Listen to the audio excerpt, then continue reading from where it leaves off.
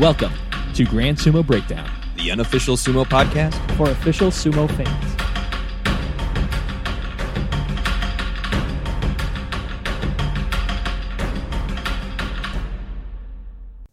Welcome to Grand Sumo Breakdown. Fleric, I believe it is your turn to introduce me. This is Fleric. No. He's not not quite. All right. This is being the bus of the podcast is being driven by Yokozuna Ryan. That is correct. Now everybody else can introduce themselves now that I have gotten my vain introduction out of the way. All right, this is your lightweight nude darts champion of Greater Iowa, Jake. What? I can't. Did you I can't match did you that have title. like a weekend tournament that we don't know about? Did you guys miss the finals?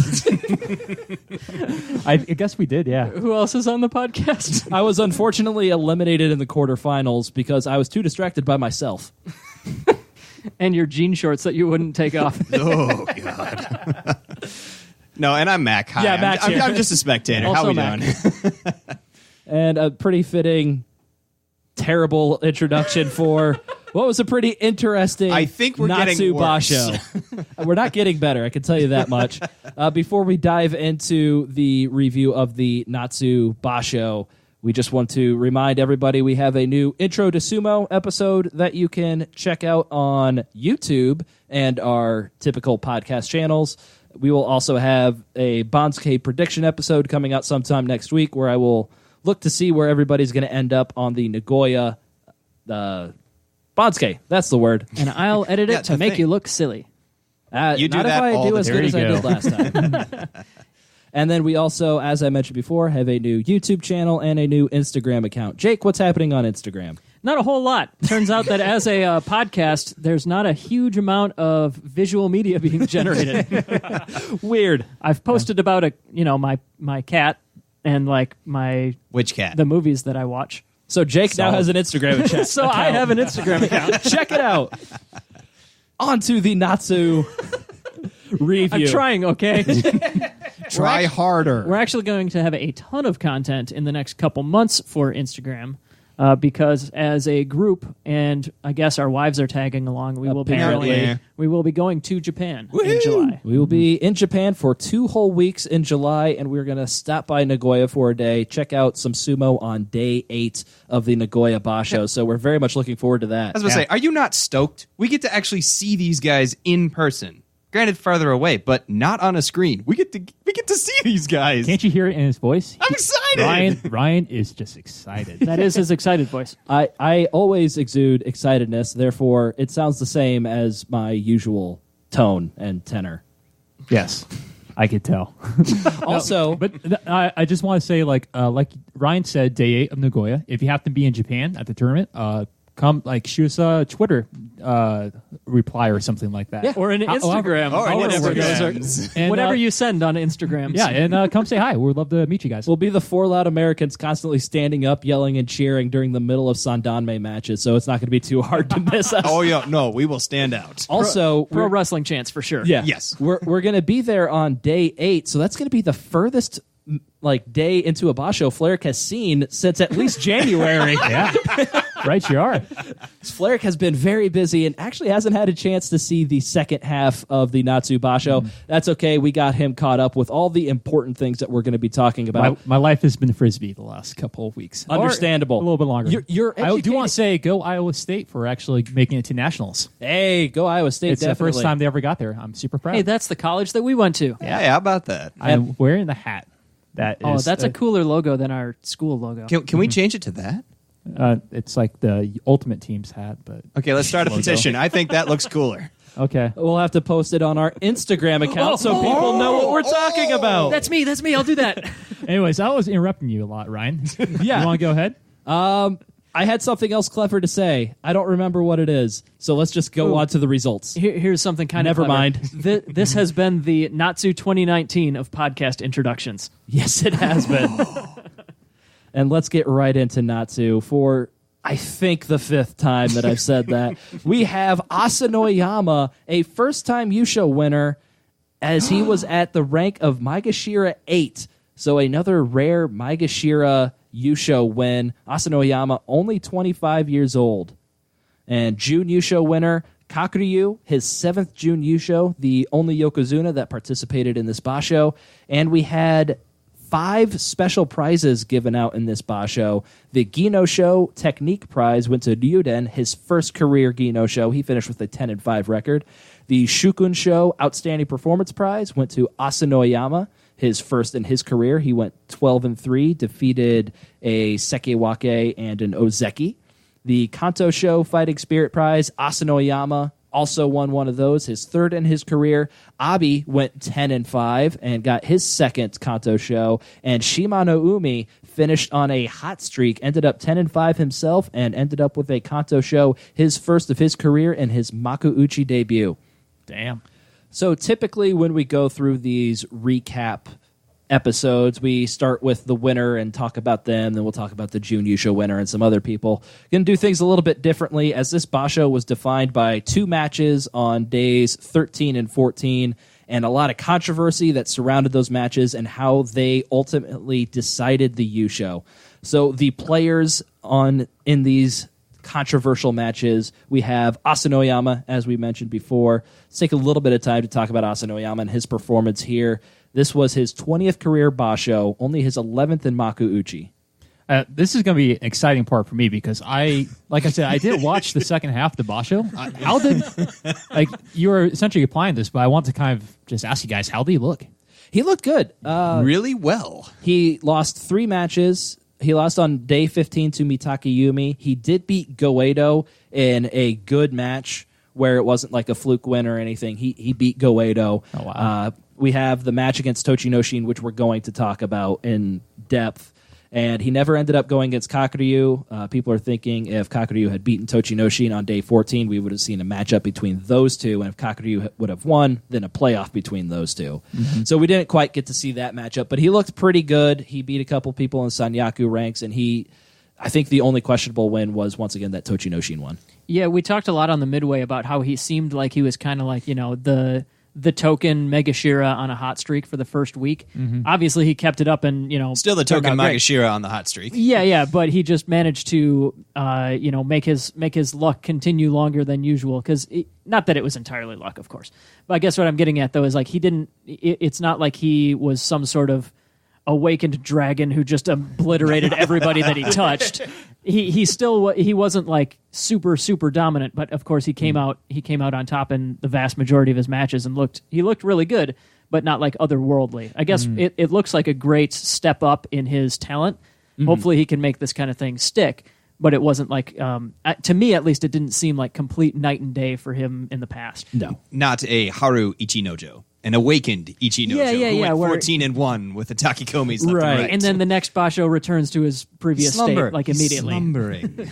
Yeah, Asanoyama did go 12-3, which I think besides Aki 2017, where the Yusho winner was 11-4, that's the lowest record that we've seen for a Yusho winner.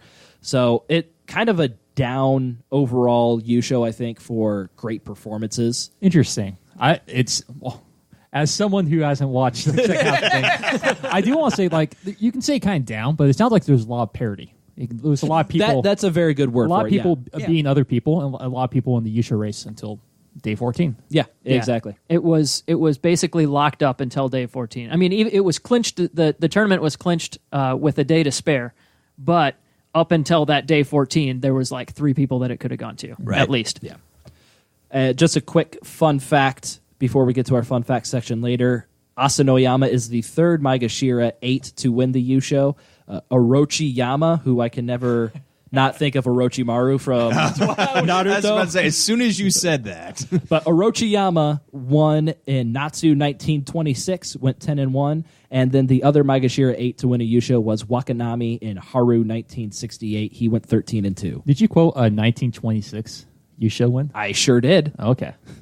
That's a nice stat. Good pull. Yeah. Thank you. I think with a 12-3 Yusho win and 2 special prizes, it's very likely that he will not be ranked at Megashira 8 for the 4th Basho in a row. Unfortunately, that looks to be the case. We'll dive into that in the Bonsuke prediction episode. We'll see if there's a way that we can only bump him up a half rank to Maegashira 8 East. It might be tough to pull off, but I'll see what I can do. It's a wonky Bonsuke. We don't really know what's going to go on. But. Weird stuff happened. The second player in the day 13 and 14 matchups that decided the Yusho is Tochinoshin. He was Kadoban in the last Basho, failed to get a winning record, so he lost his rank of Ozeki, is now a Sekiwake for this Natsu Basho, but needed 10 wins to get to the rank of Ozeki again. And ultimately, he did get there. So good call to Ryan, who was the only one of us four who called that he would get those 10 wins. Yes, it's Ryan the one that needs praise, and not Tochinoshin for getting those 10 wins. Correct. Well, some people might feel that way based on how we got to that 10th win. We'll get there. Yeah, We'll get there. Talking point later. But no, it's amazing. Like, he got his 10 wins. He got Ozeki back. The fifth ever Rikishi to do that. Yeah, it's super rare because if you get 2 losing records in a row and get demoted from Ozeki, it's usually because you're not healthy or you're on a decline or something like that. So yeah, only the 5th ever. It's super rare for people to actually, achieve that after losing the Ozeki rank. Mm-hmm. Is that 5th ever to regain Ozeki at all, or 5th to get like the 10 Fifth win? to get the 10 win. Gotcha. I'm pretty sure some people. I think somebody has done like the full Ozeki run twice. Yeah. But he's That would the be 5th much ever harder. to That do would be it by getting unbelievably 10 hard. at Sekiwake. Yeah. Mm-hmm. And then the third player that we have in this was the sole Yokozuna in this Basho, Kakuryu. He only put up 11 wins, so like I had asked on the preview, is he going to be Yokozuna Kakuryu or Ozeki Kakuryu? I put Ozeki at 11 wins, but based on how the rest of the Ozeki performed, maybe we should have lowered the bar for an Ozeki performance.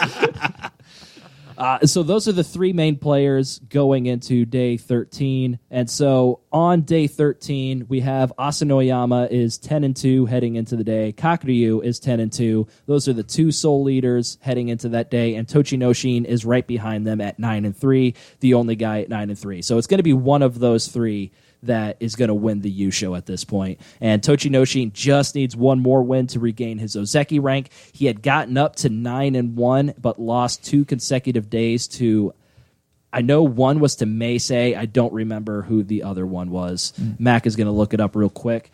But like I said, these are the 3 top guys, have the 3 top records, and one of these guys is going to win the Yusho. That sounds like some good drama. It was some pretty good drama, Flerick. You missed a good one. It sounds like it. An It really interesting does. one. Yeah. A lot of people changed their minds about Tochinoshin and Tochinoshin fans after this Basho. Day 11, he lost to Abi. Abi and then Meisei. Didn't All right. Abi have a pretty good record? Abi was 10-5. Yeah, he looked pretty good. Yeah. I think he might have beaten an Ozeki as well. He might have beaten Takayasu or Goedo. One moment. Somebody's going to get me that stat. He beat Takayasu. Boom, there it is. All right. So day 13, Asanoyama versus Tochinoshin. Pretty straightforward match. Asanoyama gets the advantage of Tochinoshin off the Tachi-Ai and pushes Tochinoshin back, but Tochinoshin, being the veteran that he is, kind of steps to the side and allows Asanoyama to hit the dirt, allowing him to win his 10th match and regain his rank of Ozeki. Wonderful. What happened after that? What was the next match that we're immediately going to go talk about? Unfortunately, there was quite a bit of a delay at this point, as there was a Mono-E called as one of the Shimpan that was closest to it and had the best view of his heel, deemed that his heel was down. So we've all seen this match. I know we have some differing opinions on this. Was his heel down or not? I'll open it up to Jake first. You're doing that because you know that I'm probably on the opposite side of you guys. I know, yeah. I am pretty sure, but not. I would say like I'm maybe 55-60% sure. I was going to say, if any one of us is 100% Oh, yeah, sure, yeah, you're yeah. a GD liar. You're a GD liar. I think that he probably touched down like just at the very beginning of like the 5 or 6 frames of video that we have. A few The very granules beginning. of dirt. I think it's Or just shadow. or shadow. I think it's slightly more likely than not that it probably brushed at least 1 atom of sand. And then obviously just from the rewatch that we did now, it kind of like his heel goes low and then it stalls just like maybe a centimeter off the ground, and then it comes back up and Asanoyama hits the dirt.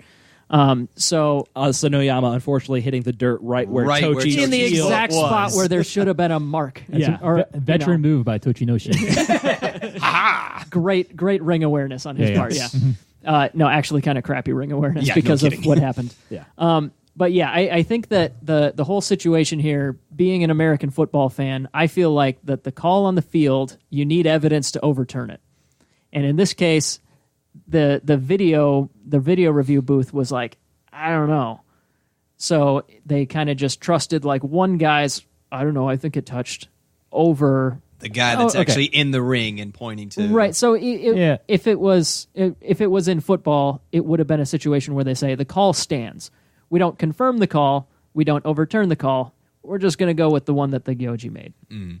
Unfortunately, unfortunately for Tochinoshin fans, this is not like the NFL where you need that indisputable Right. video evidence. Right. From what I gathered on Twitter that day, and there was plenty of talk on Twitter that day, is that the Gyoji's rule isn't final. It's the Shimpan at the ringside yeah. that's final.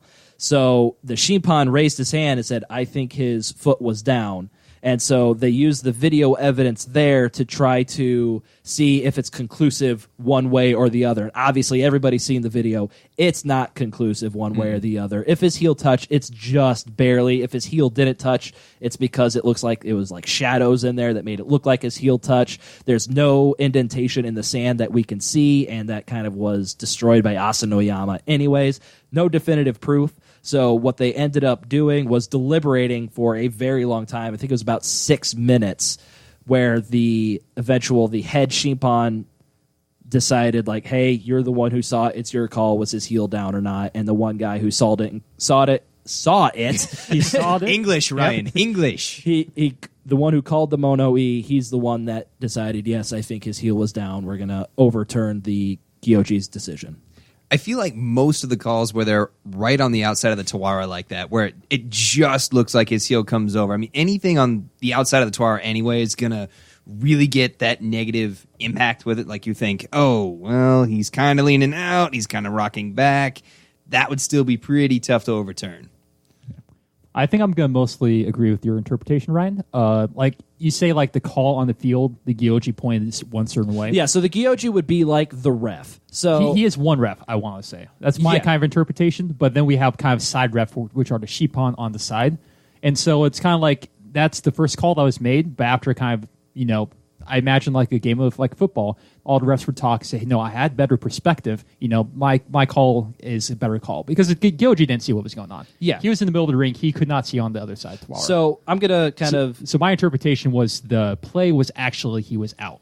And Yeah. then they tried to get video evidence I got To you. confirm it. to confirm other way. I'm going to elaborate kind of on what Flair did and fully bring it into the You got NFL. sportify. You got sportify. Well, I yeah, followed you. yeah, I because followed you. what you did, that's perfect. So the Gyoji is like the head ref, and like say an NFL player fumbles the ball, but it's pretty close whether his knee was down, so whether it's a fumble or not. And so the head ref says at first, like, no fumble, like his knee was down or whatever. And so that's the Gyoji. He's the head ref. He made the call. And then the Shimpan are all the other field refs. line like judges. Flair said, they get together. They're like, no, I think that his knee wasn't down. It is a fumble. And so they get together and kind of reverse that call amongst themselves. And then they go to the video to see, okay, does this new call of his knee was not down and it is a fumble, is there any conclusive evidence to overturn that?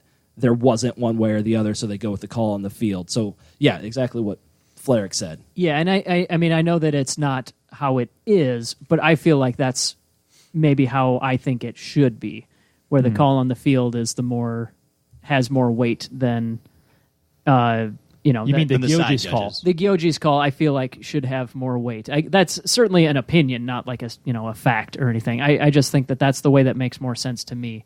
And in the situation where that one Shimpan who called the Mono-E, if he walked up and he's like, guys, I'm positive, they would have just gone with that ruling. Right. But he wanted to go to a vote for all the Shimpan to vote whether he was in or out. The guy who called the Mono-E, but the head Shimpan was like, you're the one who saw it. It's up to Yeah. you. Yeah, nobody else had a good didn't see angle. it. We can't make a vote on it. Because the video room told them, like, there's no evidence that his foot touched and that there was a disturbance in the clay. That's what they said. So that's kind of all they had to go on. You seem to be characterizing this Shimpan who made the call as kind of iffy, like he wasn't sure or not? Like it sounds like he was sure enough to say like he was out, and he called the Mono-E. I mean, he doesn't have to be positive to call it. He only, I think, if I am understanding it right, and correct me if you think I'm wrong here, but like if you think I'm wrong, because I'm not. That was, of course. I don't know, Jake. That's not how I meant to phrase that. But no, like my understanding is they can call a Mono-E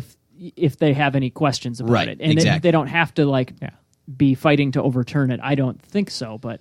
I agree with you there, but you still are characterizing like he still was kind of iffy, like I didn't know. Like think for all we the know, he was fact that still no, he was down. Like That's The it's fact that it possible, took but 6 minutes. That's- I think that's- it Right, took the so time. much longer than a typical Mono-E. I think that is kind of evidence. That could be like the TV evidence, like, oh, we're just checking TV, and then It trying to usually find doesn't evidence. take that long for it's usually a like Mono-E. what, maybe 1-2 minutes. 1 to 2 Yeah, minutes. it was definitely a very extended Mono-E discussion. I think that's where we're getting the idea that it wasn't 100% sure. Yeah, of so what we saw. I could be wrong there, but I guess that's why I was making that assumption. Okay. But I do think that it's something where there's an easy fix out there, and that's just clearly to electrify the outside of the dohyo. Yeah, if Tochinoshin had seized up and fallen backward Exactly. immediately, we would have Zap. known that he was down. Like full-on taser. I'm not just talking like a bug zapper or something. No, I'm with you. We'll just add that to our list of rules that once we're in charge of sumo, that we're going to make The to angry change. letter we're going to hand deliver in July. Yeah, that'll obviously make it tougher for a Tsukebito at ringside helping their guys, but they'll just wear rubber-soled shoes and they'll be fine. Yeah. Okay, well, problem solved. Yeah, exactly. So They should get that technology in tennis, where they can kind of tell if the ball is in or out. It should just light on fire if it's Just out. explode the ball if it's out. explodes. Okay, I won't watch that sport now. With tennis. Also, sometimes when it's in. They play Let's just light it always on fire. the last point. Yeah, the last point of the game should always be crazy ball. Fireball. multi-ball. all right, so we got Jake's opinion. He thinks that it Tasers. was down. My personal opinion was that there was shadows that made it look like his foot was down. It could have very well been, but from the video I've seen, it doesn't look like the clay was disturbed at all. So I'm just going to say he just barely missed it and was up. Do What you, did do you feel think? any stronger than I do, or you're just barely on that side of the fence? I'm probably going to say like 70-30. 70-30 what? 70-30 that he was not out.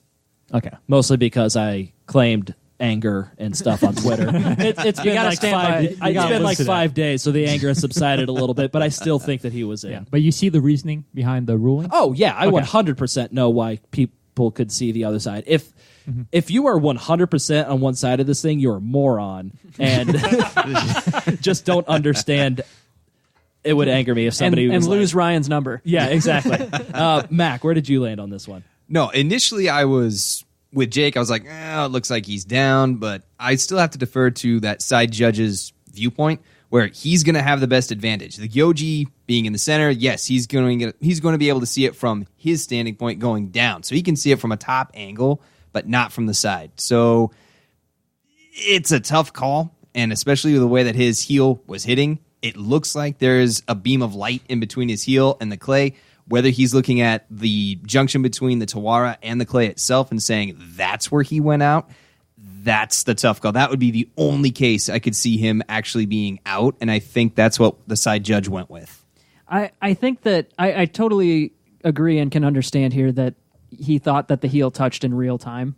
But when the video guy takes a look for like multiple minutes in slow-mo and says that it's inconclusive, I don't know how you could stick to your guns. I so agree. much. I agree. I think you can. Like, he was inconclusive. That's what it came down. Like, Yeah, like and the so- cameras aren't like three-dimensional. Like, you're not seeing every single angle. Yeah. The chimpons are there at like foot level. eye I level. disagree there, though. I don't think that.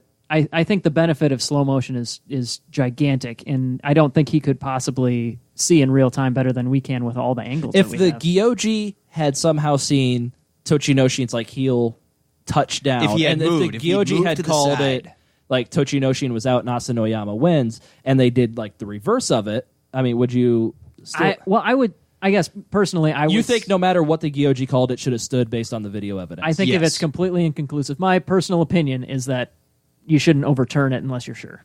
I don't know. Okay, so you don't. Oh, okay, that's fine. I guess what do you think of the chimpons on the side then?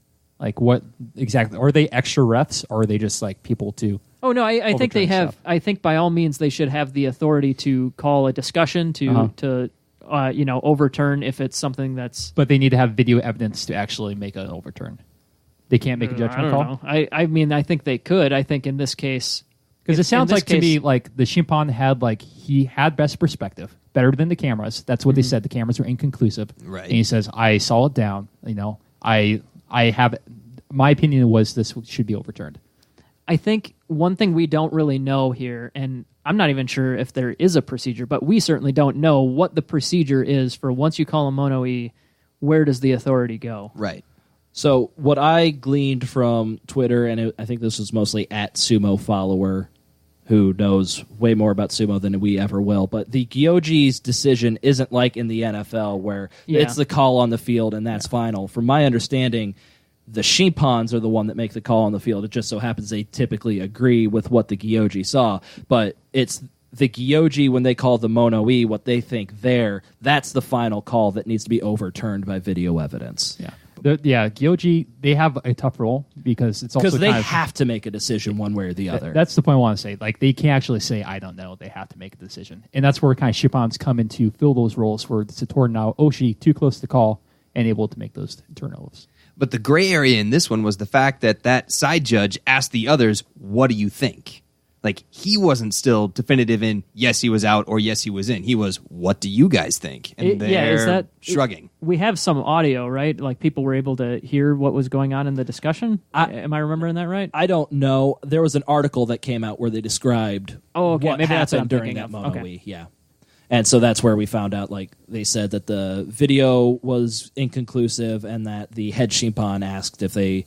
Or the guy who called the mono-e asked if they could do a vote, and the head Shimpan's like, no, it's up to you. Yeah, it's your call. Yeah. So, and Flarek, you got to see it right before. What was your opinion when you just saw those few replays? It looked down, just kind of watched it. Okay. I showed it to my wife, gave her no context, hey, is this guy's heels down? Her initial reaction was no, his heels up. And so I think, obviously, that just shows we're split between the five of us. Mm-hmm. 3 it was out, 3 he was out, 2 he was in. So I think that just goes to show how close it was. Yeah, to me that kind of just reinforces the point, that video wasn't conclusive. Mm-hmm. So we had it's too close to call from video. Yeah, I tried to show my wife, and she just asked me why the garbage wasn't out yet. That's fair. Carolyn just said, "Is that Enho?" No, that's not Enho. So what this ended up doing, and Kakuryu ended up losing his match later in the day. So what this ended up doing on day 14, at the end of day 13, we had Asanoyama at 11-2, Kakuryu at 10-3, and Tochinoshin at 9-4, basically eliminating Tochinoshin from the Yusho race and giving Asanoyama a 1-match lead heading into day 14. When what we could have had if the Gyoji's decision stood, and what probably about half the people think should have happened, we should have had a 3-way tie, or could have had a 3-way tie between Asanoyama, Kakuryu, and Tochinoshin going into day 14, all tied at 10 wins apiece. And so we move on to controversial Tochinoshin match number 2 on the very next day, day 14. Because 13 wasn't controversial enough. No. Before that match, we had Asanoyama versus Goedo, which is a good match that Asanoyama won in convincing fashion, which guaranteed that he was going to be in the lead going into the final day, as that gave him a 12-2 mark, and Tochinoshin was out of it at that point, and Kakuryu, if he beat Tochinoshin, would have been 1 match behind. But it also meant if Tochinoshin beat Kakuryu, that gives Asanoyama the Yusho, and that there would be no drama as far as the Yusho race is concerned on day 15. So Tochinoshin versus Kakuryu, the final match of day 14. I love when these guys go up against each other. It's always really highly skilled technical grappling. Yeah. So I don't know what happened Always, in this one. But without exception. Without any exceptions. Yeah. So what's on the line here? Like I said before, the Yusho race is on the line here. And also, Tochinoshin has now lost 3 straight days on the verge of his Ozeki promotion. He was at 9-1. And now he's all the way at 9-4. So he needs 1 more win with Kakuryu today and Takayasu on the schedule for tomorrow. Actually, at this point, they hadn't even released the schedule. They were waiting to see what happened in these final 2 matches to see if they needed to match up Asanoyama versus Kakuryu. And how awesome would it be for him to get an emphatic win by outclassing a Yokozuna to get that Ozeki promotion. That would be pretty awesome. What a setup. Nothing but Yeah. epic right there. So we go into So what the happened, match. guys? Let me tell you, Fleric, it was pretty exciting for about a quarter second or so, and then Tochinoshin stepped to the side, slapped down Kakuryu, gave Kakuryu the good old Henka, and that gives Tochinoshin 10 wins for his Ozeki promotion. It gives Kakuryu his 4th loss, putting him out of the Yusho race and handing the Yusho to Asanoyama. And it almost gave me a hernia laughing so hard on my couch. I had the same exact reaction. Like, my initial reaction was just laughter because I'm a Tochinoshin fan. I want I think we Tochinoshin all to get are. it. I was mad at the day before because I was one of the people who thought that his foot was in. I was still riding the emotion of that, not fully understanding. Like, yeah, it was really close. Could have gone one way or the other. The way they decided it. Oh, yeah. At that fine. point, we were still just like straight furious. So just seeing him do the Hank is like, okay, I'm done with this BS. It was bullcrap what happened to me yesterday. I'm not doing good anyways. Let's just get this out of the way, and pulled the Hanka against Kakuryu, and I was just laughing on my couch. I thought it was hilarious. This was, I mean, it was controversial in a different sense. I mean, they didn't need to go to the video review, but but I did over and over again. Just I to was see gonna its say, glory. I reviewed that video thoroughly I demanded a replay before this episode so I could watch when that we Henka watched it again. 20 Which- minutes ago. Yeah. It's important to note that they never replayed that match because no, they didn't. that's kind of breaking a pretty big understanding in sumo that you don't Henka a Yokozuna and the Yokozuna will not Henka you. It's just kind of like when you're at that point in your career, you should kind of be above that, and especially with the Yusho on the line to pretty much hand the Yusho to Asanoyama instead of allowing Kakuryu to compete for it in a straight-up match. Fleric. Okay, so Kakuryu has the Yusho on the line. He's a Yokozuna. He's got like, what, 9 Yushos? Maybe 3? I believe it's exactly halfway between those two, and he has 6. Okay. It is somewhere in that range. It's I will 5 or give you 6. that. Jake will look it up. So he has 6 Yushos. 5 Yusho. 5 Yushos. Okay. Going on 20. Yes. He has that. 800 Yushos. He has his rank in line. Tochinoshin, he's coming off a kind of an Ozeki career of just being injury prone, and just he's off it. This is his one chance to get 10 wins again to get his rank back. He is what we've seen the last couple of times. He's probably not going to get a 33 wins over 3 Bashos again. Is why it would be really, really tough. It's definitely not certain. So getting this 10 wins in this Basho is super important to keeping his rank. So I would say he has a lot more on the line than actual Yusho for Kakuryu. This Basho. So I think his decision for doing that Henka was very smart. Like, he had to keep his, like, it's not something you do because it's very important, but he just had a lot more on the line than Kakuryu. But what about honor?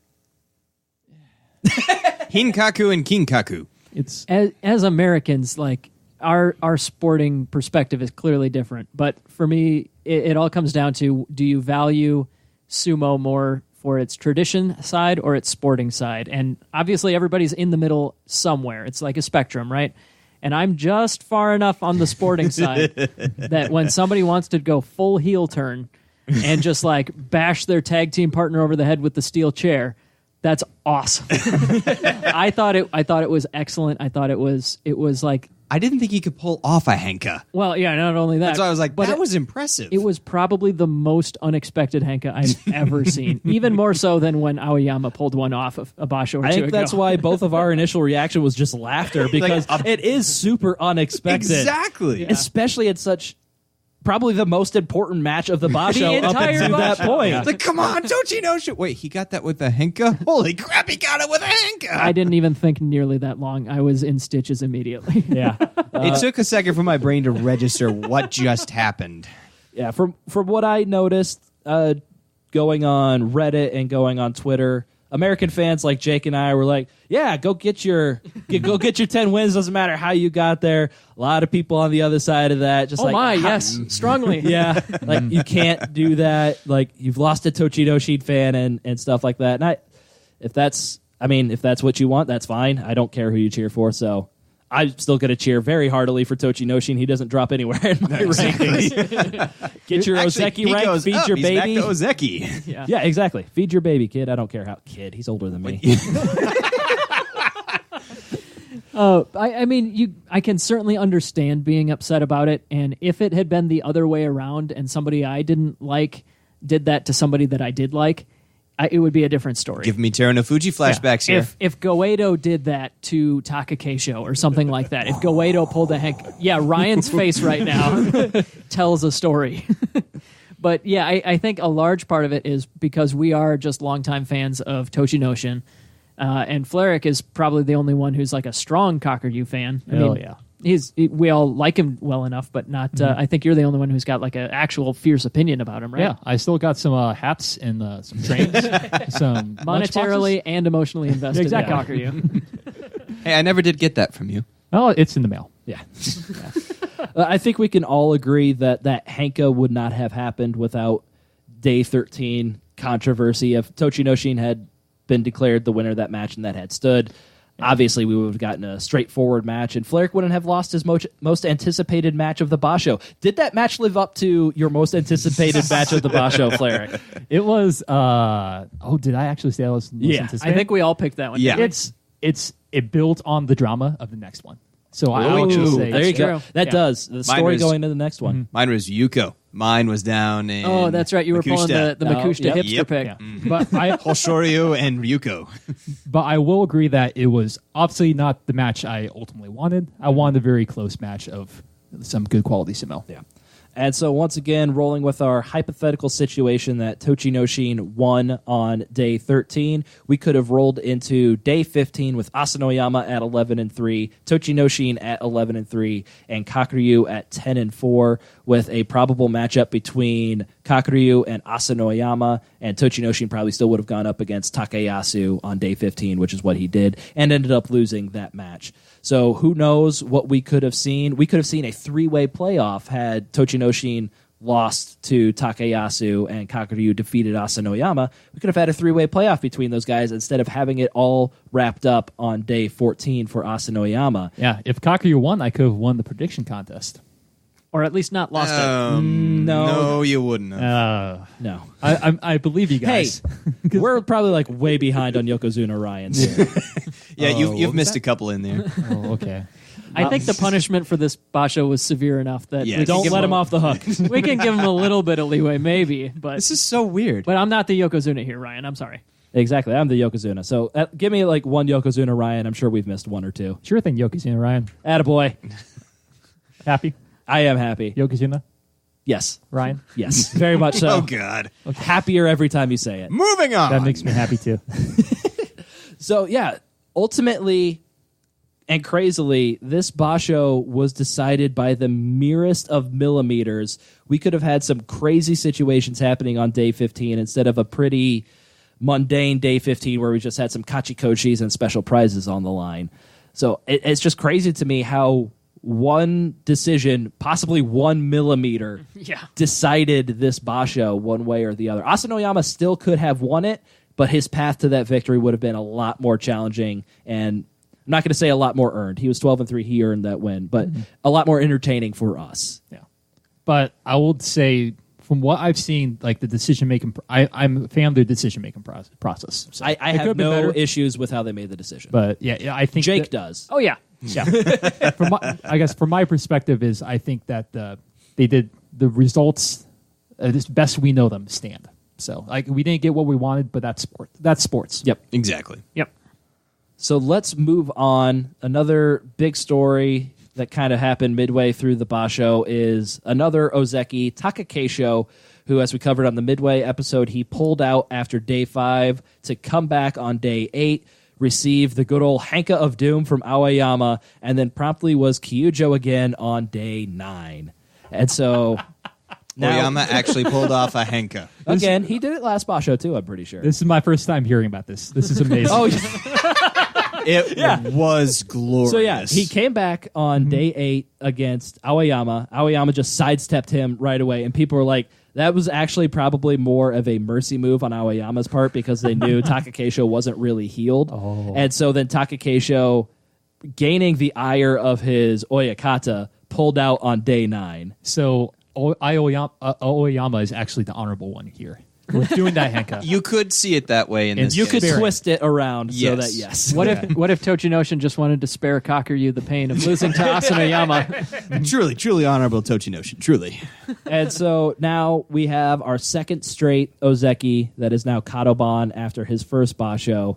And so what kind of caused this in again, out again, in again thing with Takakeisho? According to @sumo_follower on Twitter, this was caused due to a weak relationship with his current Oyakata, Chigano Ura. And when I say per sumo follower, this is her translation of an article that was published. So it's not like she's saying these things. It's per an article that's in Japanese. She's definitely been credible in the past. Yeah, exactly. I'm just saying that. So we'll trust her this time. Yeah. I'm just saying she's not the one with like the inside news on this, like, oh, it's because he doesn't have a good relationship with his Oyakata. It's like, no, she read an article in Japanese and happily translated it for us on Twitter. No, she's there in the Heya, just sticking to Oh the my God, we walls. get it. So the article states that it's due to a poor relationship with his current Oyakata, Chigano Ura, who he's only been with for 4 Basho because he was prior with Takanohana. And so Chigano Ura, since Takakeisho was a Yusho winner in his first Basho with him, a high-ranked Sekitori, he has respected Takakeisho's kind of independence. And so Takakeisho told Chiganura Oyakata that the pain was gone, and so Chiganura Oyakata trusted him and allowed him to re-enter the Basho. After the second Kyujo, 1 day later, Chiganura was having no more of that, instructed Takakeisho to stay at home and leave it only to go to the hospital and back. No eating out. He will participate in an official event celebrating his promotion in June, but not in any other celebrations or the usual June weddings. And that seems to be the case as Takakeisho did not attend the Chiganura Beya Senshuraku party, which was attended by all other members, which should have been a good rousing party because they got the Juryo Yusho and the Makushita Yusho in the Chiganura Beya. But Takakeisho had to go and get himself grounded. Yes, he did.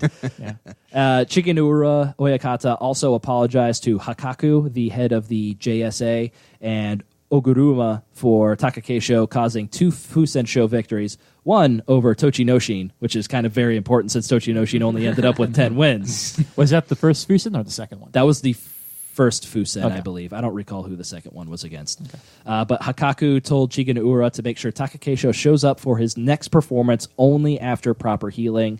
It sounds like they really don't want a repeat of Kisei no Sato. First one was on day 5. He gave up a freebie to Tamawashi. Second one on day 9 gave up a freebie to Tochinoshin. Okay.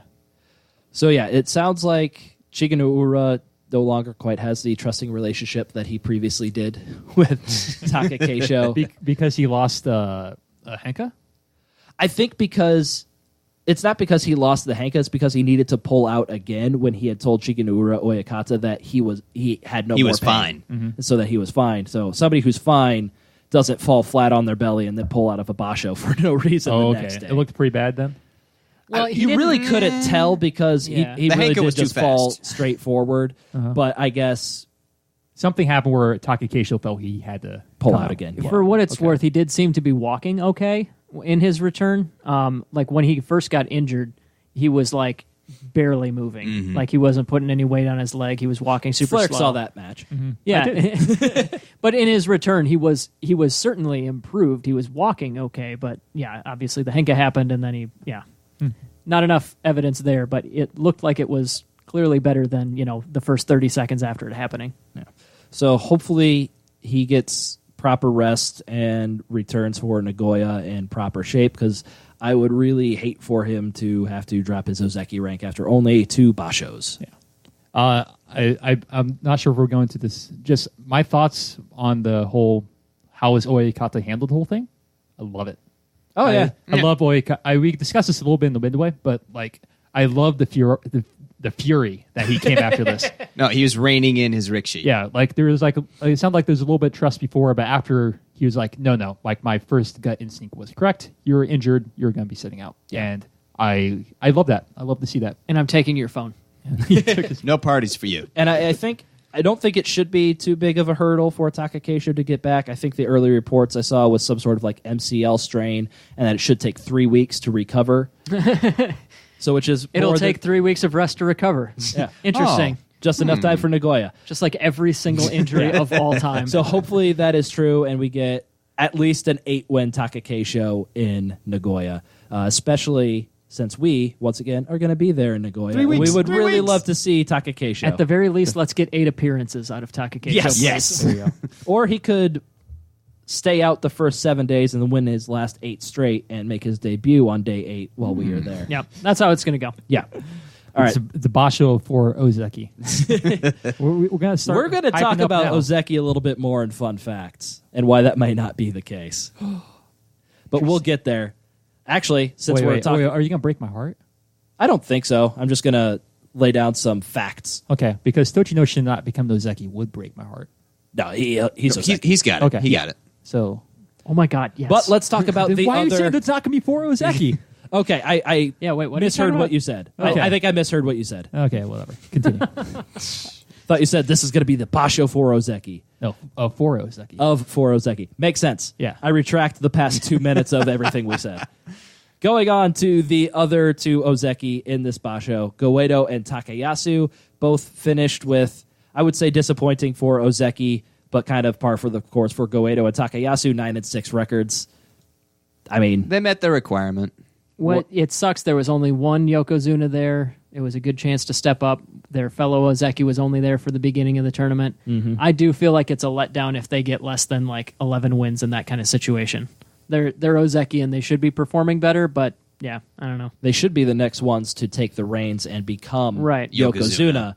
We're really not seeing They're, that. they're Once definitely again, showing they're not at that stage. I will refer you to fun facts later on. Okay, fine. We also got to see the return of the Mitake Yumi special, which is an 8-7 or 9-6 record, while Komusubi or Sekiwake, and we got the higher end of that. We got a 9-6 Mitake Yumi, but It was once a again, great basho for Mitakayumi. and I believe this will Didn't next he like Basho. do spoiler to like some Yusho runner people too? Well, he beat Asanoyama on the last day, but it was already wrapped up by then. Yeah, he he'd lost already to got it. Tochino Shin and he lost to Kakuryu on day 1. So He tried. he did try, but I believe this is going to put at Nagoya 15 straight bashos for Mitake Yumi at Sekiwake and Komusubi without being promoted to Ozeki, which I believe breaks Goedo's record of 14 straight in those ranks without becoming an Ozeki. So I think Mitake Yumi is going to have the longest run of somebody in the Sanyaku ranks without being promoted to Ozeki. Oh wow. That is a really weird record to have. So he is going to be at 2.5 years in the Sanyaku ranks without ever dropping out and not being promoted. Pretty impressive. Yeah. I Kinda. can say that I just looked to the Wikipedia records page. It doesn't necessarily have total. It doesn't have streaks, but it's got totals. So Kodo Nishiki in the 90s actually had 34 tournaments, not consecutive necessarily, but 34 tournaments at Komusubi or Sekiwake. Wow. Tochi Ozan has been in Sanyaku ranks for 25 tournaments looking at that. Wow, that's a weird Jeez. stat. Impressive. So let's move on to Sleepy Nojo, who He's he is- hibernating. He's hibernating. He was another one that went Kyujo, and Flarek, this will be news to you. Ichi Nojo came back later in the Basho. Did he? He got himself, I believe, 3 more wins, ended up with a total record of 5-10. So we are going to see Ichi Nojo drop back out of the Sanyaku ranks come Nagoya. And Flarek, once again, Enho didn't win like What? a single match in the second week, or maybe one He- match in the second week. He went 10-5, right? He started off 7-2. He ended 7-8. We baby Enho. Sweet baby Enho. It's not without some good effort and some very good matches on the way, but it definitely looked like he hurt himself on day 13 against Meisei. That might have affected him in his final 2 matches, but Was up it- until that point, he had lost 4 in a row already. Was it his shoulder again? No, he actually injured his leg. Right leg. Yeah. That's a shame. It looked like it got hyperextended against Meisei a little bit. Anybody else that anybody wants to highlight in this Basho? Nope, that's all of them. I guess big ups to Shimanoumi. Shima, I'm not used to that name yet. 10-5 in his debut. That's a recipe for a special prize, a big promotion, and probably a reality check in his next basho. I want to give a special shout out to Tomokaze, maintaining his streak of never having a Makekoshi, getting 8-7 on his final day win against Sada no Umi, where he absolutely obliterated Sada no Umi with a chest shove out of the dohyo.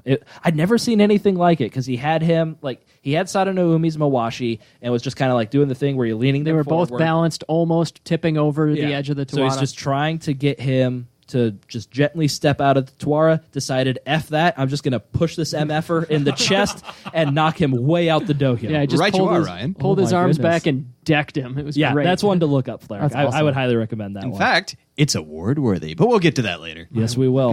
God. Last one real quick. Abi and Ryuden both got 10 wins. I was just about to mention that. So those guys are going to be, we'll see how the Bansuke shakes out when Ryan goes through the whole thing, but these guys are both on the edge of making Sanyaku debuts. They will both be at their highest career rank. Abi adding some more tricks to his repertoire. It was really nice to see that he wasn't straight Oshidashis. He had the left and the right hand Indeed going. he did. And Ryuden, mad props to this guy for taking on Ichinojo and Oyama and winning. Wow. I imagine it was belt work. It was a lot of belt work. He actually wore down Ichinojo. A monumental feat, depending on how you look at it. I was going to say. But no, that was a great match to watch. Same with Oyama. These guys are much bigger than he is. Excellent pusher thrusters. Ichinojo's case, just the powerful lean. But Ryuden came out the victor with a Yorikiri against Ichinojo and an Watanage against Oyama. One moment I specifically remember was as soon as he pushed Ichinojo in like the classic Ichinojo give up at the edge kind of thing. He pushed Ichinojo out, but then Ryuden hung on for dear life and like put a lot of effort into it actually to make sure that Ichinojo didn't fall. I thought that was Class act. yeah, Class act. Exactly. I will give note to Onosho, who I think it's probably about time we reevaluate our expectations of post-injury Onosho, only having an 8-7 record at Maegashira 10 and needing all 15 days to get those 8 wins. Might not be the 3 straight Bashos with 10 wins guy that we saw when he first debuted. Maybe that injury took a little bit more out of him than we initially thought. Yeah, I agree. I think it's worth saying that he's... yeah, he dropped down to worth saying that he has 2 double-digit Bashos in the last year. Yeah. So, the potential is still there, but I definitely agree that A little bit of disappointment. He's not think- been looking great. Yeah, I think in my mind he and Asanoyama are kind of switched tiers, from Definitely. high level up and comer to moderate level up and comer. Yeah, So, definitely. I don't know. And one more guy that I don't think we really mentioned much, but I don't think he's had a losing record in Makuuchi since he's made his debut. Can anybody tell me who that is? Tomokaze, you No, already said. a different one. Ah, dang. I think he's had five straight Bashos in Makuuchi without a losing record. From his debut in the division? Yes, and without causing any more delay. Meisei, 10-5 record at his Really? career high rank, I believe. And not enough for a prize? Not- Call No, shenanigans. it was not his Makuuchi debut. He did go 6-9 in his Makuuchi debut, but since he's come back one Basho later, he has 4 straight winning records in Makuuchi. A 9-6, 8-7, 9-6, and then a 10-5 at his career high rank. So So he was just flying under the radar, but now that he's got double digits, now we're going to have to start paying attention to him. yes, we will. How old is he, real quick? I'm curious. He Meisei is 23. He's, All right, so he's younger a than I youngin'. thought. So let's He's just got that kind of concrete pillow when I sleep face down kind of look to him. That I thought he was like an older guy. Older as in 27 or something. I was going to say older. So let's jump down to some of the lower divisions and go through the Yusho there. The Juryo Yusho, as mentioned before, went to a Chikanoura stable guy, Takagenji. This is his first Yusho at any level. He went 13-2 from Juryo 2, so we'll see him with a significant jump into the Makuuchi division. The Makushita Yusho went to Takano Fuji, the former Takayoshi Toshi, the guy who beat his Sukebito a little over a year ago when he was part of the Takanohana stable. This is, once again, a guy that is part of the Chiganoura stable now and twin brother of Juryo Yusho winner Takagenji. So, good basho for those brothers. A Sandanme Yusho went to Shiraishi, and this was actually his first career basho as he came into this basho ranked at Sandanme 100, receiving the Sandanme Tsukedashi, which means he gets to enter sumo at the Sandanme rank based on his performance in university. So this is definitely a guy to be looking out for, I think, being able to win his first career basho at the Sandanme level. Then we also had Tochi Kamiyama in Jonidan. This is his second career basho, 18 years old. He only had one loss in his previous basho, so pretty good start for him. And in Jonokuchi, we had Kawabuchi, his first career basho, and he is 18 years old. And just Not bad.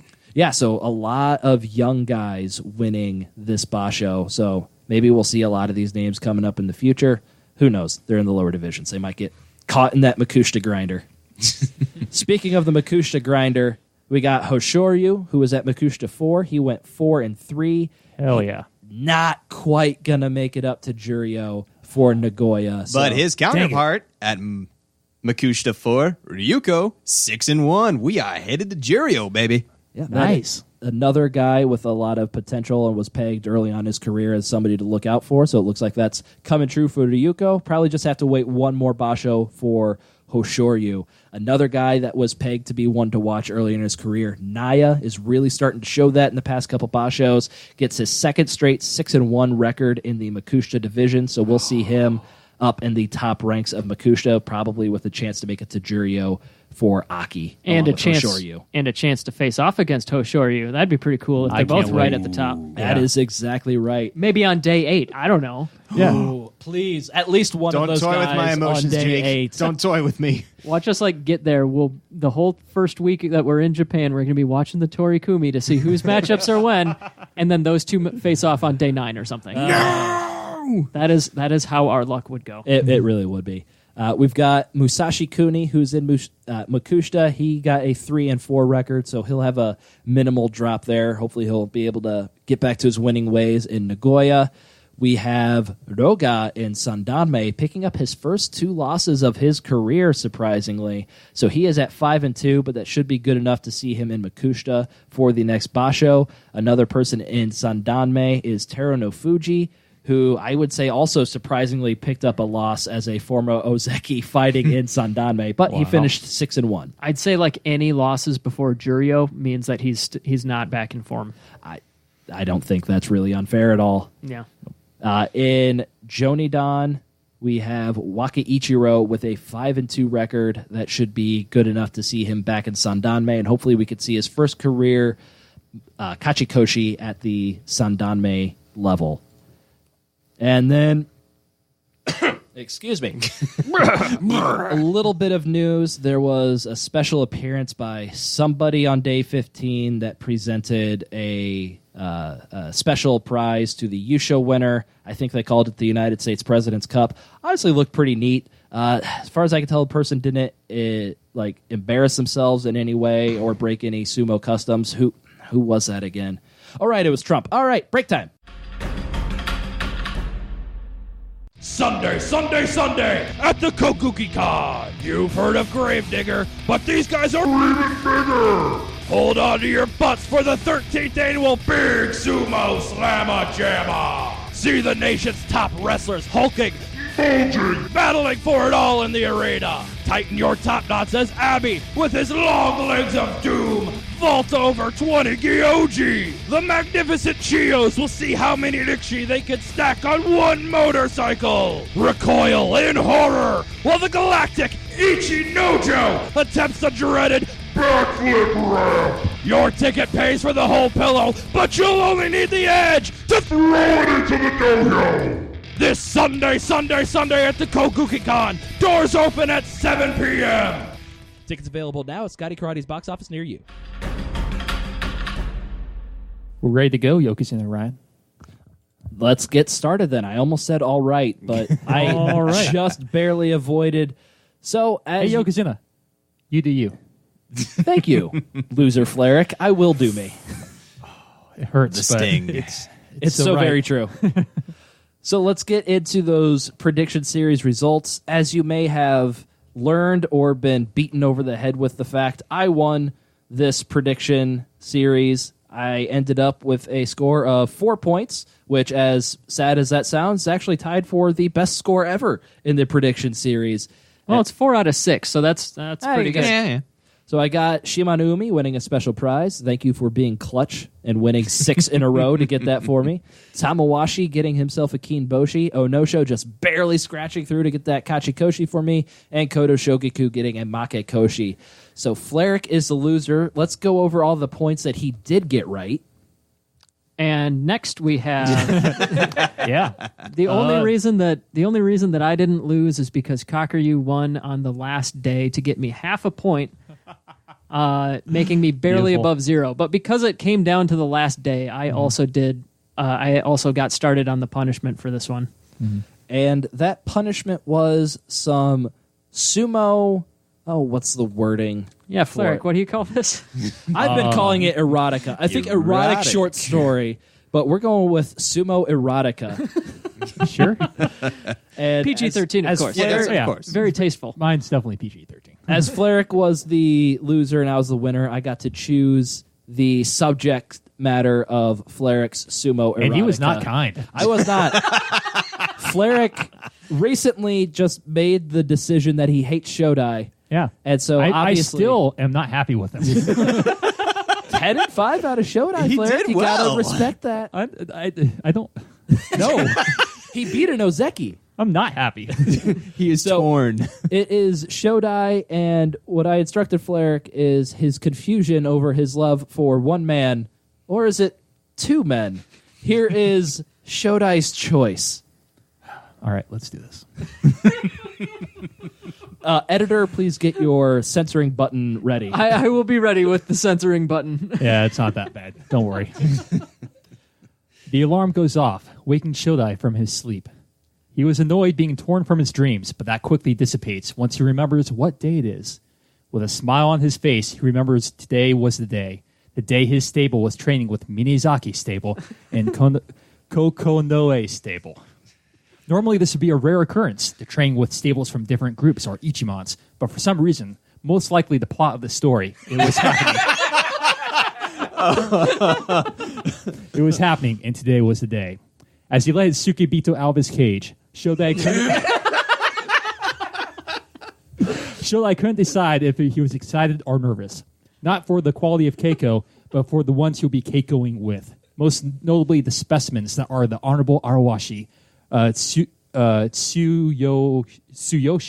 and the dastardly Chiyoshima Fujio. We don't use their first names very often, No, do we don't. Yeah, that was supposed to be a lot smoother. If Shodai had a favorite food, it would be the snack that is those Mongolian dad mods. From their cute faces to their jiggly thighs, Shodai found them beautiful and couldn't stop thinking about them. With the sounds of laundry bringing him back to the present, Shodai begins to get ready for the day. After donning his whitest mawashi, he makes his way downstairs to begin his shiko. 30 minutes into their stomping, Minezaki's stable arrives, along with the paunchy belly of Arawashi. After respectfully greeting the Oyakata, Arawashi makes his way to the dojo and joins in with the shiko. Shodai almost loses his balance watching Awawashi's thick-set thighs rise and fall, but pulls it together, not wanting to embarrass himself.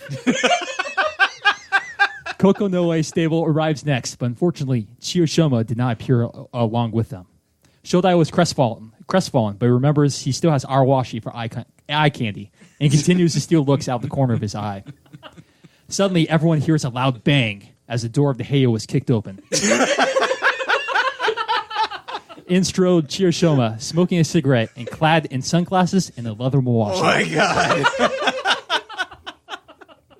He puts the cigarette out with his bare foot and struts onto the dojo without so much as a bow to the Oyakata. Everyone sports a frown at Chiyoshima's behavior, but Shodai couldn't help but smile at his antics. Where Awashi could always be dependent to do the right thing, Chiyoshima was always pushing the boundaries with his bad boy attitude.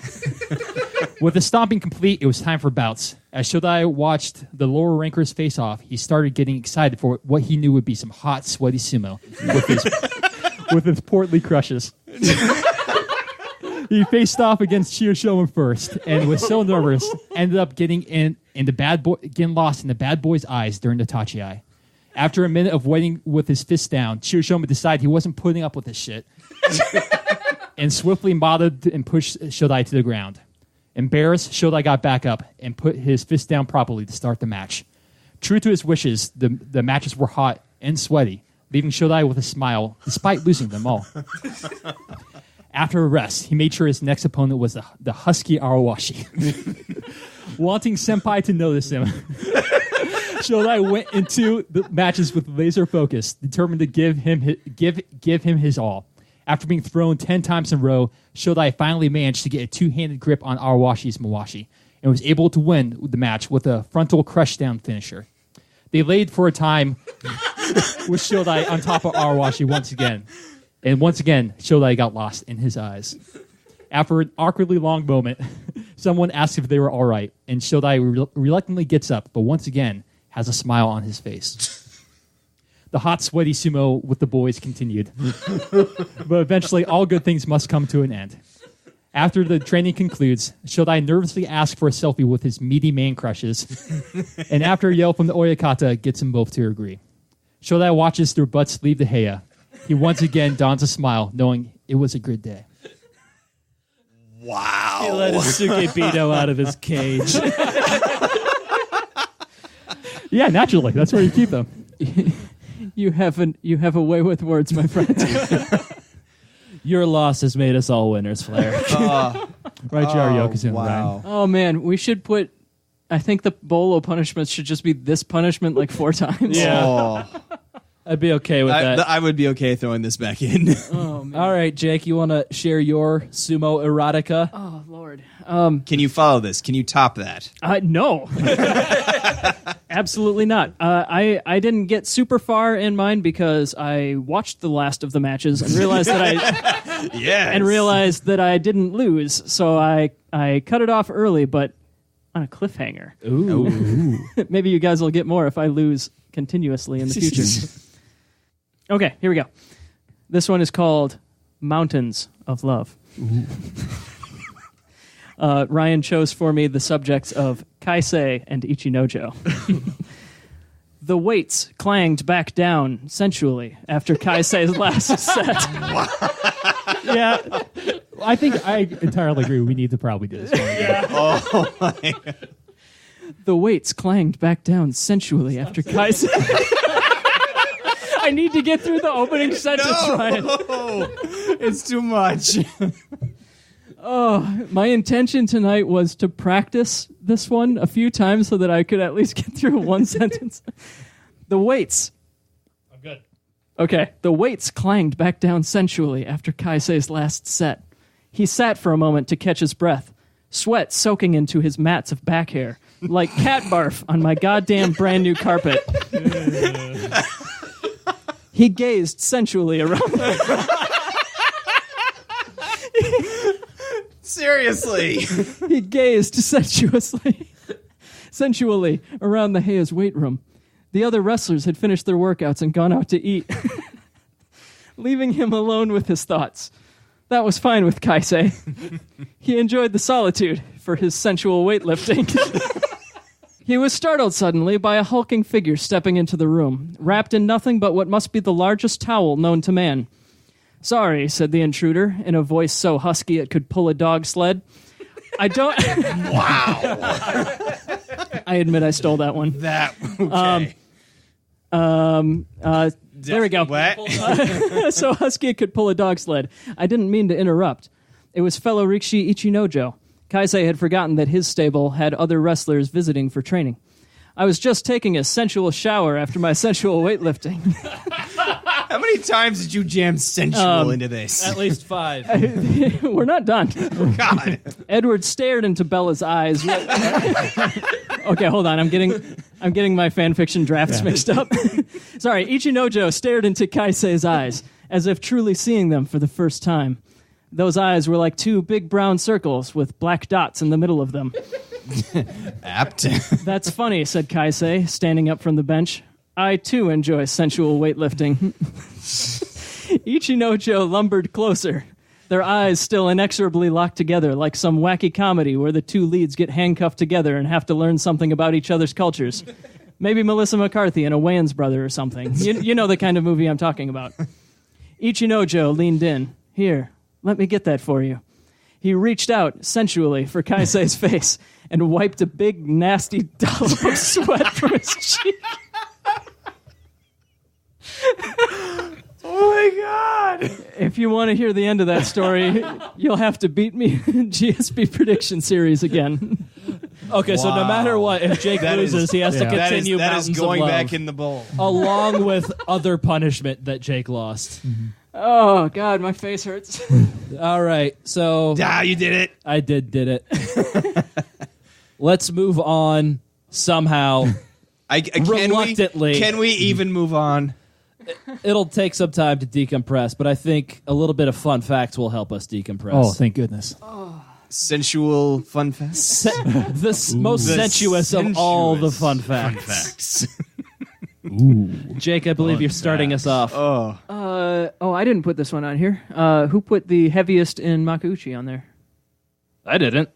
'Twas not I. Cleric? Maybe it's a carryover from our It may be a template. carryover. All right, I will start us off with some sensual Ozeki facts. Ooh, yeah. Actually, this is going to be more like the wet blanket that calms everybody's mood. Fine. No, keep it up. We can edit in some sexy music All right. to bring it down. Recent Ozeki futility. Did you know that 4 of the last 5 Ozeki were all Kadoban within their first 2 basho? The exception being the sensual Teru no Fuji. Ooh, I'm done with that. Okay. That was fun. That was good, Yokozuna, Ryan. That was good practice, Ryan. That was good practice. But yeah, let's get going.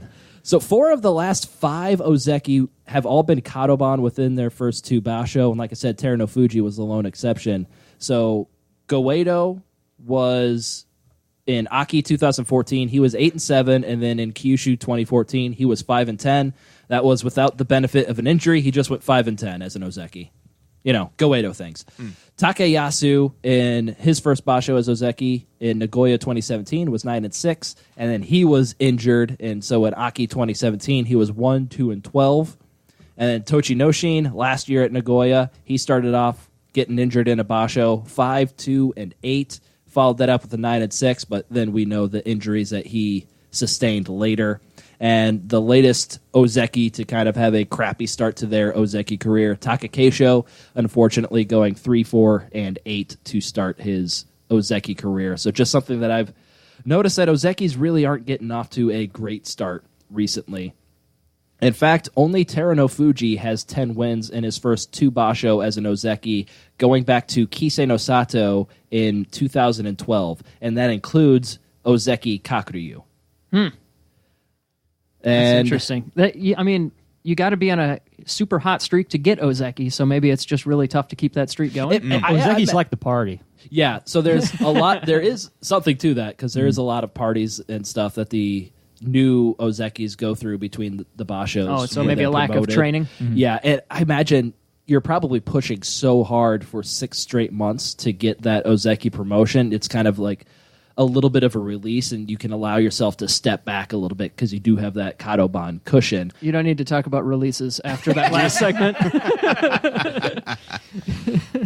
So going on, Sorry, the stat that we can't. I don't know who put this one on here, but the I did look up the first fun fact that we typed out. The heaviest person in Makuuchi would be Ichinojo over Kaisei by a full quarter enho. So it's a wide margin. Yeah, it is. Quite wide. Ichinojo is like 227 kilos, and Kaisei. Oh shoot, where is he? There he is. Kaisei is pushing 200, and Enho is the only one in the top division under 100 kilos. Yeah. No, I guess Sweet not baby super surprising Enho. there, but yeah. But I thought it was kind of funny how it's not a small margin. It's like 60 pounds. Back to more depressing Ozeki facts. We haven't had an Ozeki win the Yusho since Hatsu in 2017 when Kisei no Sato won. So since then, we have had 14 straight basho that were won by 9 Yokozuna, 2 Sekiwake, 2 Maegashira, and 1 Komosubi. So there's been everybody has won a Basho since the last time an Ozeki has. And Wow. that is the most wins by a non-Ozeki between like Ozeki Basho wins, if that makes sense.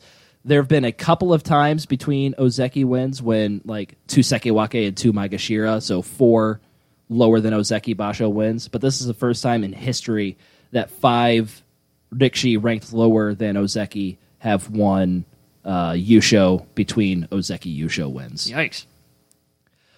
Just something that I found that I thought was really interesting, not really related to Ozeki futility, but between Kyushu of 2001 with a Musashi Maru win and Haru of 2012 with a Hakuho win, only Yokozuna and Ozeki won Yusho for 11 straight years. And we've had like 5 in the last 2 years, basically. Oddly enough, that streak was bookended by Maegashira Yushos. So we had a Maegashira 2 East Kodo Mitsuki in Aki 2001 win, and then that was followed by the Musashi Maru, which started off the Yokozuna Ozeki streak. And then to end that streak, we had Kyoku Tenho at Maegashira 7 West win in Natsu 2012, which was the most recent prior Maegashira win to the Tochinoshin one in 2018. That's awesome. Cool. And so, yeah, that... Oh, need to go on to my next one, sorry. I was about to read a stat I had already read. And so the last depressing Ozeki stat is that we are currently in the third longest stretch between Ozeki Yusho since the 6 Basho per year structure started.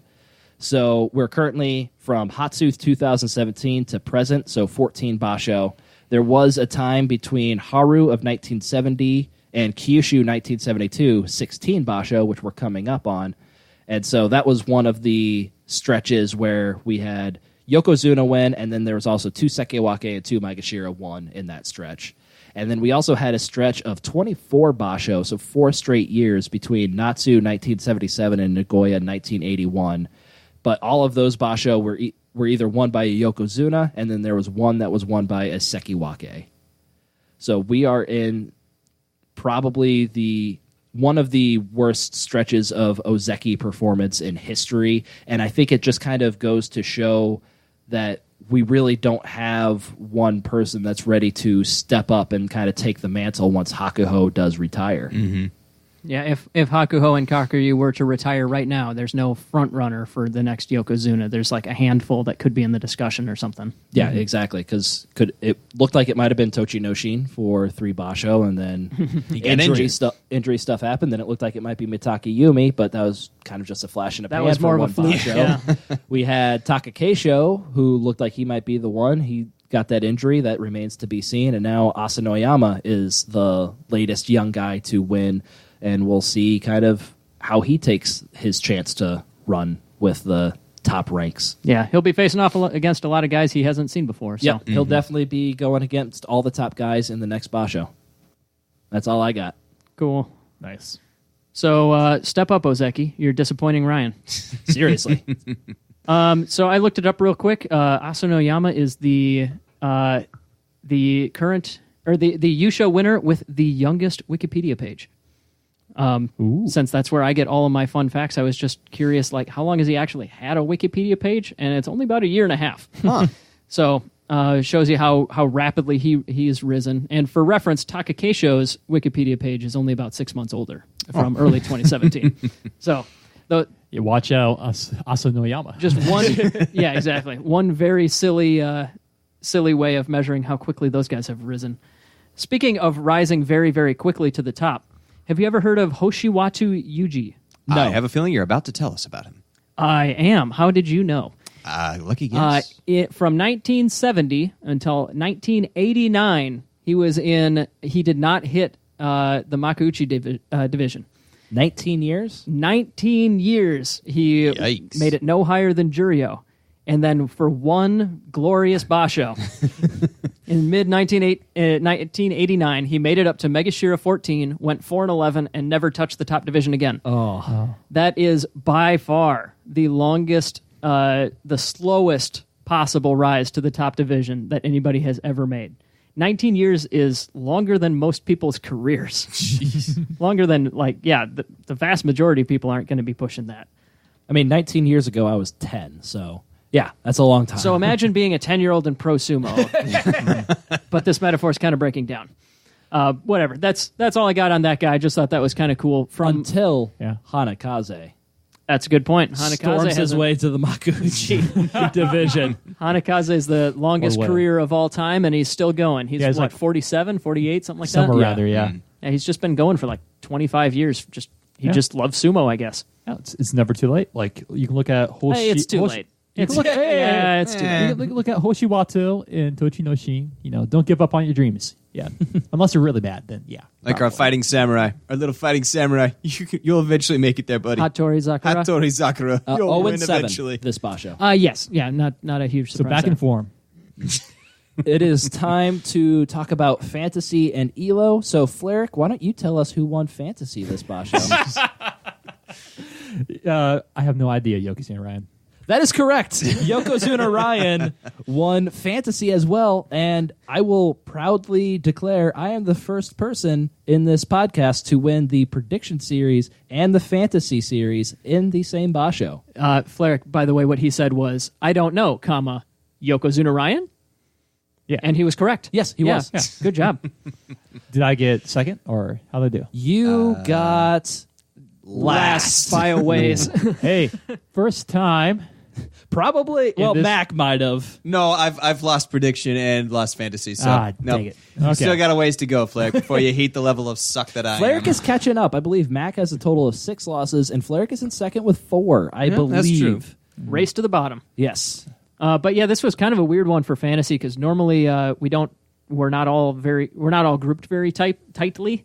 Oh my god! I laughed my whole face off, and now I just can't talk at all. Sensually Stop tight. it! Stop it! But yeah, we had the middle 3 were all within 5 points of each other. Fleric was around 10 points too low, and Ryan was 25 points higher. Or sorry, 21 points higher than the pack. I will make note that I beat the computer that our fantasy guest used to choose his team. That's right, And our I man in beat that Japan. computer soundly. Yes, you did. Yes, you did. I was writing the back of the last pick in the entire draft of Asanoyama.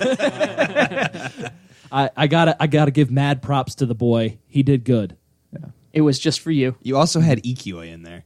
Yeah, Ikioi was dragging my whole team down. It's kind of amazing that I got The walking corpse Ikioi. I got the 3rd most points ever in fantasy with Ikioi on my team. Whoa. Yeah. Those special prizes for Asanoyama probably jetted you up. that a helped. ways. And the little U bit. show. So, Jake, let's move on to Elo. So you will not be shocked to know that in our numerical power rankings for sumo wrestlers, Asanoyama gained the most points out of anybody in this Basho. Kind of surprised me though. Shima Naomi coming up from Juryo, he only got 10 wins, but he gained the same number of points as Asanoyama just because he was kind of starting from a lower spot. We define this where 1,000 points is an average Rikshi. And 900 or so is about a Juryo level guy, and 1100 is like the cream of the crop, the elite. So Shima Naomi basically barged his way right all the way up to being in the middle of the pack, which is pretty cool. Real quick question. Is there a way where we can make average 0, Juryo negative 100, and elite 100? Easily, yes. Okay, because these numbers just seem arbitrary to me. Oh, it's completely arbitrary. Okay. The numbers are only useful relative to each other. Okay. 1,000 is just an arbitrary number that we picked so that we've got 3 significant digits or so. Gotcha. But as far as who ended at the highest points, that is a tie between Kakuryu and Goedo. They both, of course, started much higher. Heck yeah. Goedo actually lost 14 points and still finished tied for first place. Goedo had a pretty solid run of Bashos, building up his score recently, but It's been a while since he's had a Makekoshi, actually, which is odd in the career of Goedo. yeah, he's pulling the Mitakeumi special at Ozeki for a while here. But yeah, I'm going to do my best to actually get this posted regularly, and we'll shoot out a link on Twitter with a quick summary of what happened in our power rankings, and we should probably do the same for fantasy. Perfect. Mac, the GSB Awards. Before Or- we do that, That's a good point. I was skipping ahead. Yes, you why don't were. you tell them, Mac? if you would like the chance to join us for our next Basho and our Fantasy Sumo, you need to tell us what your best and worst Japan travel advice is. And we have never been to Japan, so we could take your advice. It could be terrible things. We don't know. Yeah, we have no idea. We'll believe whatever you tell us. Exactly. But make it good, and you'll join us for the fantasy on the next tournament. The first thing I know is you bow extremely deeply to every single human that you see in the country, right? Yes. That's Yes. just proper etiquette? Correct. Okay. And throw your trash everywhere. Yeah, just Yes. litter. It's not a faux pas there, right? Yeah, it's Good. a sign of respect. Good. I enjoyed this meal as I tossed the wrapper upon the ground.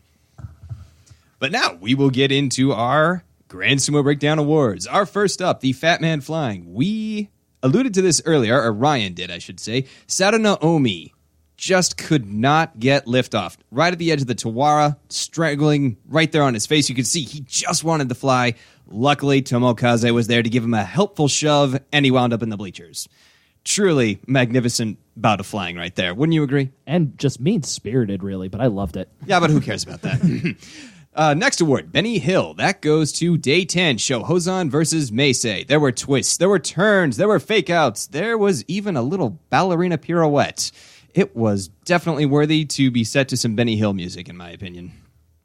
Next up, we have the Boom Headshot Award. That goes to Oyama on Day 1, who rearranged Tamawashi's face just a little bit to the left and then promptly shoved him down. Is that the one that you can hear on the coverage? Yeah, that one was awesome. That was pretty epic. Next up, we have the Why or What the Heck Award, which goes to the Shinpan on Day 11, Sato Naomi versus Asanoyama. Mono-e was called to determine, who was out first? And the head Shinpan said Asanoyama was in, but his heel was out? No, that can't be right. It was Sato Naomi's heel out, not Asanoyama's out, so Sato Naomi won. Wait, no, that isn't right either. Anyway, this continued on for several minutes. Couldn't get the information right, so congratulations, Shinpan. You have confused all of us. It was not a good basho for the head Shinpan. No, it was not. This sounds... I obviously don't speak Japanese, so I can't know what he said exactly, but it sounds like he also kind of bungled the announcement of the Tochinoshi Asanoyama match. Yes. Speaking of that match, that is capping off something that was otherwise gracefully handled. Yeah, well, speaking of gracefully handled, that is the winner of the Robbed Award. There were quite a few matches this basho where there were quite a few calls that could have gone either way. I think Meisei had a couple. There was one with Ryuden, I think, that was really close, but no. Tochinoshin versus Asanoyama, definitely robbed there. There was one that was clear cut, though, where I think Okinoumi ended up getting the loss, but it was very clear that the other guy touched down before His hand Okinoumi. was down. Yeah. And so no Mono-e was called, and I don't know. It just shows that we only cared about the Tochinoshi and Asanoyama one because of the stakes involved and the people involved, because Okinoumi got jobbed way harder than Tochinoshi might have been jobbed, and nobody cared. Very true, but no. Shinpan were definitely sleeping this basho just a little bit. Next up, we have the Not So Fast Award, which goes to the Rikshi or Rikshis with the most amount of Matas. In this case, we had a tie at 5 between Onosho and Abi. That 10 and 5 did not come without cost, apparently. We have the next award is the Ouch Award. This goes to Takakeisho, who totally messed up his muscles in there and had to sit out for the rest of the tournament. Well, sat out for 5 days, came back, then sat out for the rest of the tournament. So he screwed himself up. Yeah. Definitely worthy of an ouch. And our final award is the Match of the Basho. This one, there were quite a few matches that were really fun to watch, but the best was Enho versus Tochinoshi Shohozan. versus Kakuryu. No. That's the one. Incorrect. That's the one. Though that was entertaining, no. The Match of the Basho was Enho versus Shohozan on day 15. Holy crap, did that little boy fight. Yeah, I saw that match. It was fantastic. I love just watching Enho wrestle it all. Yeah, both of them are kind of wily guys. They're both kind of on the smaller end. Enho very much so on the smaller end, but just watching them both kind of squirm out of each other's grip and just slide away at the last second for being pushed out until Enho just finally lost gas and was pushed down by Shohozan. Yeah, there were at least 5 times that you thought it was over. You thought this was it, and then just one more spin, and it just kept going and going. That was great. Fleric, what was your favorite moment of this Basho? I'm glad you asked. No, obviously You're glad you asked. Yokozuna Ryan. Thank you. Question? Sorry, I definitely answered that. Whatever. So obviously, my perspective is clouded by the fact that I haven't seen all the matches, but the Tochi no Shinkaku Henka has got to be up there. I just love that. Although I did like our discussion with due to the heel gate of the heel main out. Yeah. But that Henka is gold. And don't worry, we're going to be with Fleric in Japan for most of the Nagoya Basho. We will make sure that he watches most every day as long as we at least one day know where Fleric is while we're in Japan. We should also do our best to keep him protected from the people that are Kakuryu fans. Yes.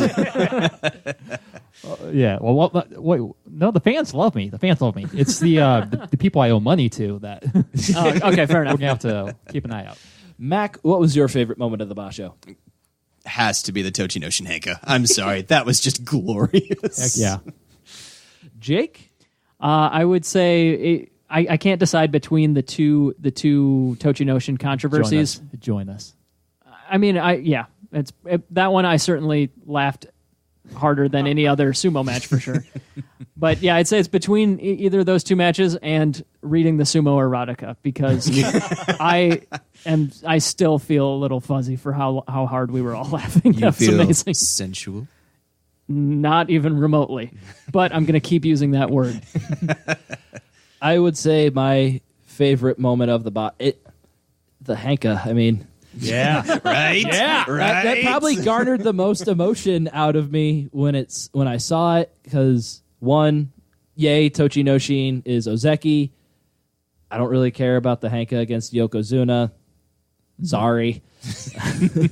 And also Asanoyama getting his Yusho. I like seeing the young guys get tournament wins. It's different than the Tamawashi one because we don't expect much out of Tamawashi in the future, but seeing Asanoyama kind of realize some of the potential and some of the expectations that were pushed upon him when he first made his Makuuchi debut, it's kind of exciting to see what's going to happen with them moving forward. So I'll backtrack and say Asanoyama's win over Goedo, where he proved Yokozuna Ryan, he almost made the correct choice.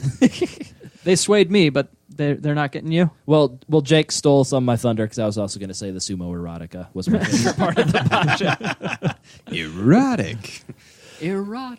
So we did have bold prediction post prior to the Basho, and not a whole lot of correct guesses this time. We only had one guy at Kyle High City who said that Tochi no Shin will not only get his 10 wins, he will be in the Yusho race going into the final weekend, which was absolutely correct. So good job at Kyle High City. Yeah, well done, Kyle. We have at TC Nia, TZ. Nia. Yeah. We've had him on here before. We still don't know how to pronounce your name. Sorry, but I think he's French. I really do. Correct me if I'm wrong. You comment on our Twitter enough. So let me know if you're French or not, and we'll correct it on the next podcast. He predicted that Shimanumi would get double digits, and Shimanumi did just that. Well done. And our MVP award for predictions for the second straight Basho, actually, is going to at Mr. J Wags. He called Hakuho Kyujo by day 5. We posted the prediction thread before Hakuho was officially Kyujo, so we'll count it. It's technically correct. Yeah. I particularly like this one. He said Tochi no Shin gets less than 10 wins unless 2 or more Sanyaku go Kyujo, and we had Takakeisho, Hakuho, and Ichinojo all go Kyujo at some point, despite the fact that Tochi no Shin beat Ichinojo before he was Kyujo. That's kind of a lot of qualifiers, but I guess I'll let it slide. It works. And he also called Tamawashi and Shodai getting 10-plus wins. The disgust on Fleric's face. So if we post this thread on Twitter before each basho, and if yours was correct but didn't get read out, you need to grow a pair and get some bolder predictions. Yes, there was there was more people than I was happy to see predicting like 3 wins and no less for Enho. How dare they? That's just mean. That is mean. But no, the sillier the better, and Yes. especially if they're silly and correct. But whatever. We also had our boy Huata, who laid out like the absolute worst case scenario of a basho for Ryan, which is like a Goedo Yusho and Hokuto Fuji pulls out Kyujo. Tochinoshin doesn't get a Suzuki promotion. And luckily, barely any of that stuff happened. So I think for probably like the 3rd straight basho, suck it, Huata. Hey, I like Wada. So Be do nice I, to him. but he can suck it. That is going to wrap up our Natsu recap episode. The next basho is going to start the 2nd Sunday of July, and we're not 100% sure of what our sumo coverage is going to look like. We will try. I'm not. We'll find see out. what happens. We have some plans for how we're going to record when we're in Japan, but we're not really sure what the logistics are going to look like. I think we're still going to try our best to get out our typical preview, midway, and recap. At the But very we'll see least, what happens. Yeah, at the very least, we'll get a preview that might be a little bit earlier than normal Yeah. before we leave, and a recap that might be a little bit later than normal, kind of like this one, maybe coming out on a Wednesday, Thursday, Because I Friday. think we're going to be coming home the day the basho ends. So Yeah. Yes. we're going to need a little bit of time to recover. Yeah, for sure. And a little bit of time to grow less sick of each other after spending 2 weeks in close proximity. Yes. So if you enjoyed this podcast, you can rate us on Apple Podcast or your favorite podcast listening service, and go ahead and subscribe to our YouTube channel. We're going to have a behind-the-scenes look at how we recorded our most recent commercial. We have social media, Facebook, Twitter, and newly Instagram.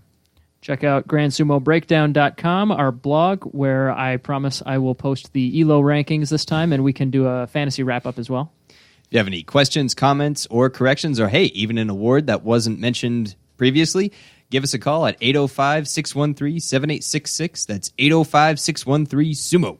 We will have a couple of bonus episodes until our next preview, and definitely look out for the Nagoya Bansuke prediction next week, but we will see you next time. Thank you for listening to Grand Sumo Breakdown. Until next time. Throw your salt high. And keep moving forward.